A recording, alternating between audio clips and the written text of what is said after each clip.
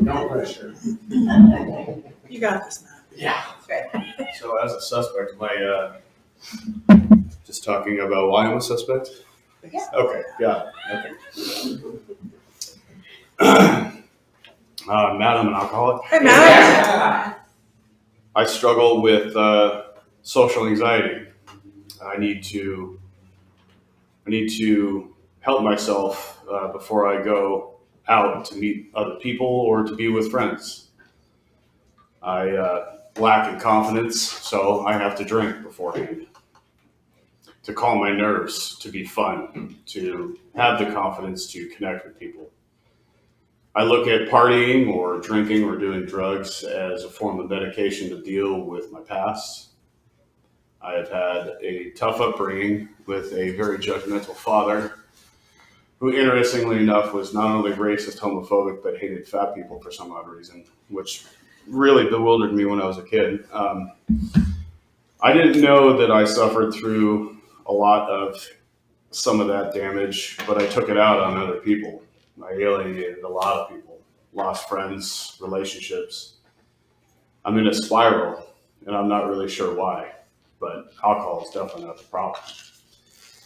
It's fun, and that's what young people do, is they drink. So I drink to not only ease the tension, but to forget, because it helps. I suffer at work. I lost my license for about 12 years. I hid from my bench warrants, and I still can't figure out why I feel alone. I am a bit introverted, but I still really crave that connection. I still can't figure out why my life is in so much turmoil. I struggle holding on to a job. I'm destitute, and I'm don't have any answers. I don't even know the questions really to ask, other than why. I'm angry. I'm irritable and defensive. The people I lose in my life, it's their problem. They just don't know how to live like I do. They don't know how to have fun. They just need to relax. The girlfriends that I've lost, they saw issues in me that I didn't even realize. Nobody wants to really hang out or date a blackout. I can't even remember how many first dates I've had that I actually don't remember. And waking up alone was kind of a staple. I got used to the fact that I may be single for the rest of my life, but that wasn't my problem. So meeting people, especially at bars, was my only method really of connecting.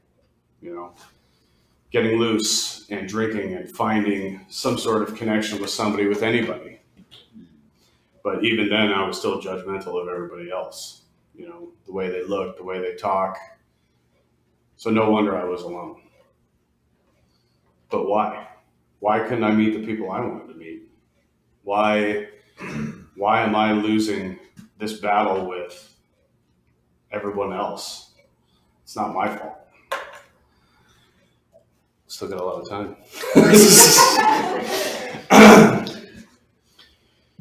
At work, I've had many jobs. I can't even count on all my fingers and toes. Whether I quit or was fired, which more often than not was the case, I found myself not really finding what it was that I was meant to do, having any purpose. I had a history of cutting and running and hiding, but I didn't realize I was cutting and running and hiding. I just would drop things at the drop of a hat, found myself alone, but I still couldn't figure out why. I said, it's okay. You know, I can burn these bridges. I can leave these people because they have the problem, not me. I've had people worry about my drinking and telling me that it's a problem, but you know, I think you have a bad idea of my drinking. I think that what I do is just fine. So I like to cut back and have a couple. But the real problem was that I just didn't see what everybody else saw. but I still can't figure out why. Why am I alone? Why am I jobless? Why don't I have a car? Why am I in constant trouble with the law? Well, the law is prejudiced against me. They see a young kid and they want to teach him a lesson, or I don't know, but they just wanted to hammer down on me, and it's just me against the world. My will is next to none. I can do anything. If I needed to stop drinking, I could stop drinking at the drop of a hat, but I don't want to. It's one of my favorite things. Belly it up at a bar, meet some people, but I'm still alone. The jobs I've lost, it's never my fault, but why can't I hold a job? Why am I still alone? How come I've lost the people over the years that I used to call friends? How come I've lost the relationships? Still got a little bit of time, don't I? How long have you been sober now? 5 months. What's it like now? What it's like now is amazing. My perception has cleared a lot. I used to blame everybody else around me for all of the issues that we've had in commonplace, but in reality, it's just my perception of what's actually going on. I'm not the angry one, they're the angry one. But now work is easier because I can see that the issues that I have with my coworkers or just work in general has become a lot easier. I don't fly off the handle. I am still working on some of my overreactions when something goes awry, but I think all in due time. I have a great job, an amazing wife who's been extremely supportive. It's been pretty amazing. I have a house. It's my first house. It's really fun to take care of something that's yours. I have 2 cats. They're a pain in my ass, but they're really nice. But yeah, it's a lot easier. Easier. You know, there's still a lot of hard things to have to deal with, but I couldn't be vulnerable with anybody, you know, because I could handle my own problems on my own. But there's a reason why I'm here, because I couldn't. I didn't know how to manage my emotions. I didn't know that all of the damage that I have been through has resurfaced itself in my adult life. And now I can deal with it. Now I get to work on my personal growth as opposed to shutting it out, as opposed to medicating it, not feeling anything. I have the help of all of you. Greg has been a tremendous mentor in a way for me because he tells me exactly how it is and he holds nothing back. Do you, Greg? I remember one time he asked me how my step 4 was going, and I said, "Oh, when's the last time you put pen to paper?" That was a week ago, you know.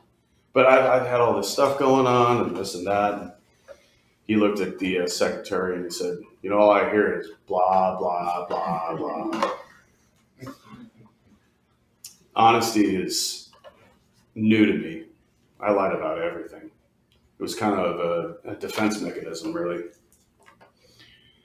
The truth will set you free. It may be difficult to hear or to tell, especially if it hurts somebody else's feelings. And I've hurt my wife's feelings and a lot of other people's, but now I'm free. That burden on my shoulders is almost gone. There's still a lot to do, but you know, she's my best friend, and I know she's still hurting a little bit, but every day is growth. Every day is connection, especially when I'm here, getting to speak in front of all of you, which is incredible. I never thought I'd be a person up here. I've been to plenty of speaker meetings, and I thought, well, you know, it'll be a few years before I come up here. Thanks, Greg. Appreciate it. every morning before work, I used to just bash on myself about drinking. It was like it was the only time I was actually mindful of my actions and thoughts. By about noon, I was running on pure instinct and reaction. And I'd hit up the liquor store, have some airplane bottles in my pocket, and spent the rest of the day at work a little sauced. And it was difficult to get through the day without it. And every morning after that, I was, dude, just don't do it today. Just don't do it today. By noon, every single day. Lunchtime actually almost became a bit of a trigger for me because I just knew as soon as that clock struck 1, I was at the liquor store. But it's crazy how some of those things start to subside. Your mind is clear. You start to think about things that actually are worthwhile, like getting a project done at work, or what you need to take care of when you get home, or sending a really sweet text to your wife or husband or a friend or your family members. I've become a lot more thoughtful, mindful of myself. Doing little self-inventories every day is pretty incredible. I can actually feel where I'm at as opposed to just reacting. And I would react to a lot. Running on just pure instinct is no way to go. And especially if you're not, completely conscious of what you're doing or saying. But now I get to look inward and look at myself from the outside, how I affect other people. It's changed a lot about my attitude. I've always been a nice person, but I was very callous, which I never really realized until I was in rehab and got a very, very big perspective shift. Bit of a spiritual awakening, really. Looking at work, life, relationships in a completely different way. Seeing that I can make a difference in a small way as opposed to just writing life, without really considering my actions, my thoughts, my behavior. Doing for others, doing service work. I got my first secretary position is at one of my home groups on Tuesday.